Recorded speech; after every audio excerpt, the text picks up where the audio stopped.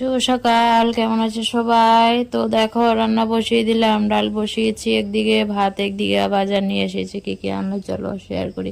চিংড়ি মাছ, বড় মাছ, দুই রকমের মাছ এনেছে। আলু, পেঁয়াজ, তারপরে সয়াবিন, বেগুন, আদা, লেবু, টমেটো, চাল কুমড়ো, রেখে শাক, পেঁয়াজ, এগুলা। তো ডালটা ছেলের জন্য করছি মসুর ডাল, আবার হাজবেন্ডের জন্য মুগ ডালও হবে। আজকে দু রকমের ডাল রান্না করছি।